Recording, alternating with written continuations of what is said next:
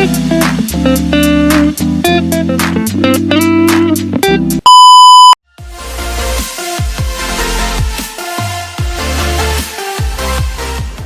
kasih sudah membuka tayangan ini. Jangan lupa diklik subscribe dan nyalakan tanda loncengnya. Hai guys, welcome back to my YouTube channel bersama aku Devina Maria. Jadi di sini beda nih dari konten-konten yang sebelumnya karena beberapa waktu yang lalu aku sempat buat Q&A di Instagram dan di sini aku akan menjawab beberapa pertanyaan. Jadi Amel pertama kali inspirasi buat channel YouTube mengupas isu yang serem itu dari mana sih? Nah, jadi sebenarnya awalnya aku konsumtif sekali dengan YouTube. Jadi aku sering nonton YouTube yang berbau tentang konspirasi, tentang horor-horor, pokoknya tentang berbau hal-hal yang seperti di konten aku. Nah, di situ aku mikir dong, gak bisa nih, masa aku kerjaannya konsumtif aja, harusnya aku bisa dong produktif. Masa aku, bisa. Terus juga beberapa kali sempat, kok orang bisa ya hidup kayak gini. Aku pengen gitu punya pengetahuan, aku pengen punya skill ini itu, pokoknya di saat aku udah bisa gitu. Jadi aku berkeinginan fix kayaknya aku harus buat YouTube biar aku juga gak terlalu konsumtif, malah jadi produktif dan aku bisa sedikit-sedikit ngerti cara editingnya. Terus juga aku bisa share-share ke kalian, itu jadi buat aku senang juga gitu. Nah terus next, kata orang Bandung, orang Medan kaya-kaya karena punya kereta masing-masing. Begini ya. Bener juga sih, nggak salah juga. Jadi yang namanya kereta di Medan itu merupakan motor. Jadi motor itu bahasa Medannya kereta. Kalau kereta sendiri di Medan itu kereta api. Jadi nggak salah juga setiap orang punya kereta di rumahnya masing-masing. Kan nggak salah juga orang punya motor di rumahnya masing-masing. Jadi kata orang Bandung, orang Bandungnya mesti diajarin dulu nih bahasa Medan. Next, gimana cara move on terbaik? Hai anak muda, biasa tua ya, karena anak muda juga. Ya sih, kalau versi aku ya, sibukin diri kamu, benar-benar sibuk dengan sesuatu hal yang kamu senang, dengan sesuatu hal yang bisa merubah kepribadian kamu menjadi lebih baik, menjadi versi kamu yang lebih baik lagi. Misalkan keinget nih, dikit-dikit kenang-kenangannya, wajar, gak apa-apa. Cuman, biar kamu juga cepat move on, kamu juga harus membatasi. Awalnya juga aku pernah merasakan ini kan, gagal move on. Tapi, di saat aku udah berani tegas sama diri aku, ya emang aku harus move on. Yaudah, aku harus membatasi segala apapun hal yang dapat ngingetin aku sama dia, yang dapat ngingetin kamu sama seseorang yang kamu sayang dulunya. Itu move on ya. Next, salah gak sih masih sayang sama orang yang dulu pernah dekat, bahkan sempat saling berkomitmen?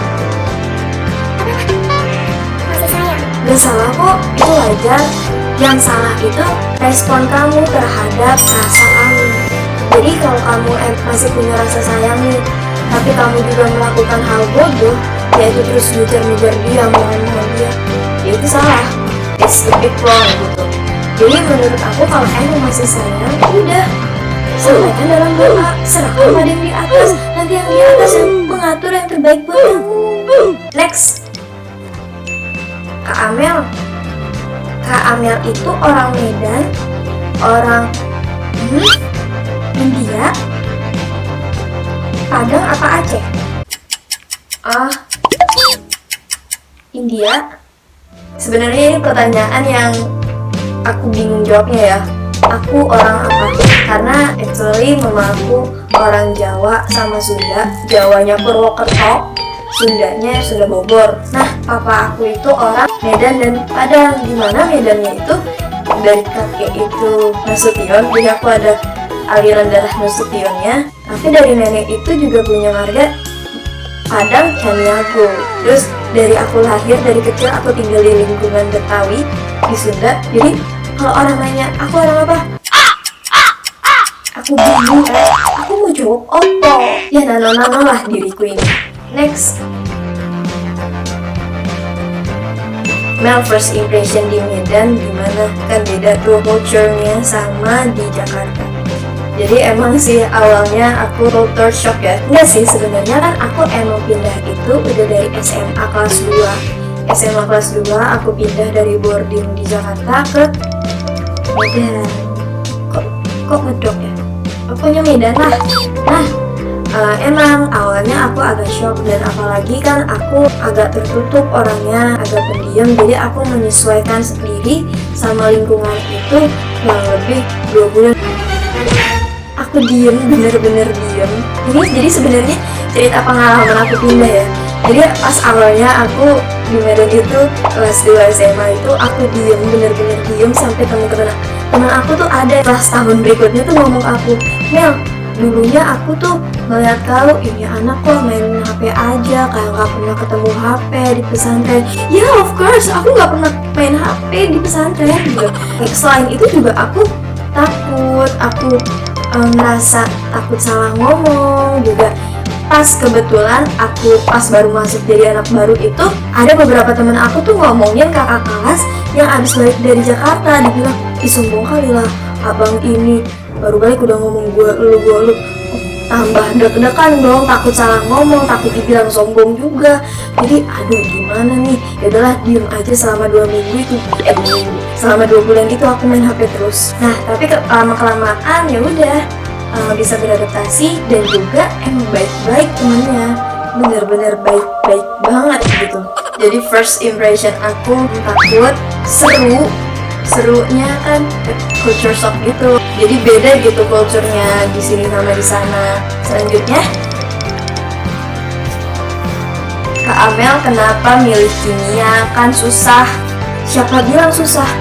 Susah banget. Ya sih, sebenarnya itu kembali lagi ke orangnya masing-masing. Kalau dia emang mau belajar lebih, ya it's easy gitu.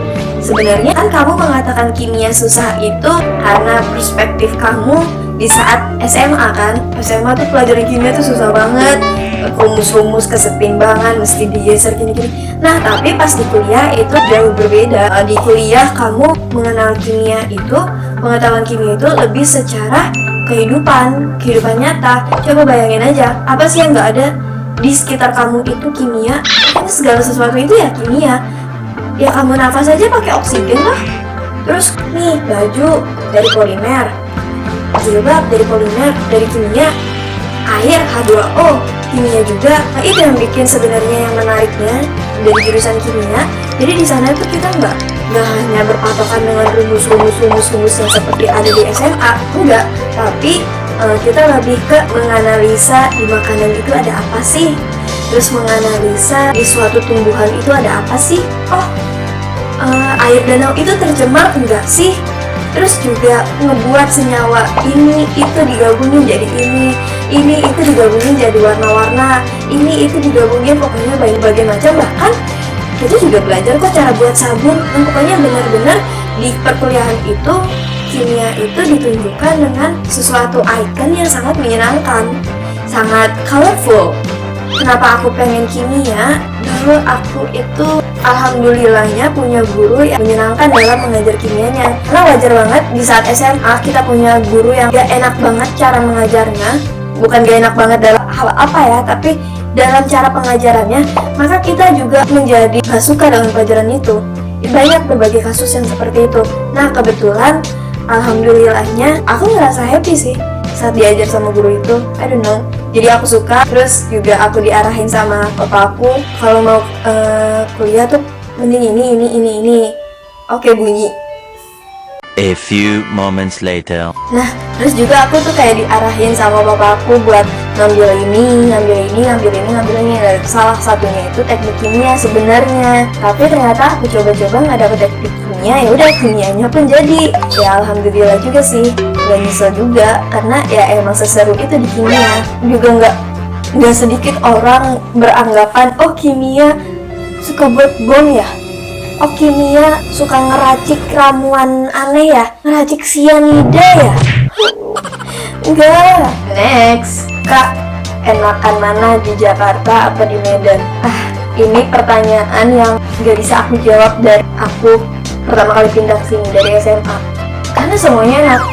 tergantung dari perspektif mana. Aku ngerasa enjoy saat di Medan. Aku punya temen yang bener-bener baik banget, emang udah deket-deket banget. Tapi kalau di Jakarta juga banyak kumpul keluarga, ya bareng-bareng sama keluarga, terus aksesnya lebih mudah. Jadi setiap tempat yang aku datengin ya pasti punya segi positif atau negatifnya. Jadi aku nggak bisa bilang enakan di Medan, enakan di Jakarta, karena sebelumnya itu enak. Next, sakit mata aku baca pertanyaan ini. Mel, kapan sidang?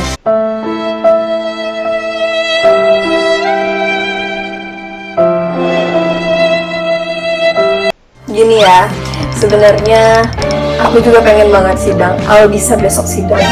Padahal aku belum seminar-seminar sebelumnya. Jadi kenapa aku nggak bisa sidang-sidang? Kenapa aku nggak bisa progres lanjutin skripsi aku? Ya karena lockdown ini membuat semuanya berantakan. Ya emang gak cuma aku aja, semuanya dari aspek pekerja, dari aspek mahasiswa, semuanya terhambat, terganggu. Nah tapi aku bener-bener nggak bisa progres, nggak bisa ngelanjutin skripsi aku. Nah skripsi kimia itu harus berdasarkan penelitian, khususnya di kampus aku ya, di USU itu harus penelitian. Jadi nggak bisa nih yang namanya questionnaire seperti yang pada umumnya, yang tinggal ngetik-ngetik aja langsung via online.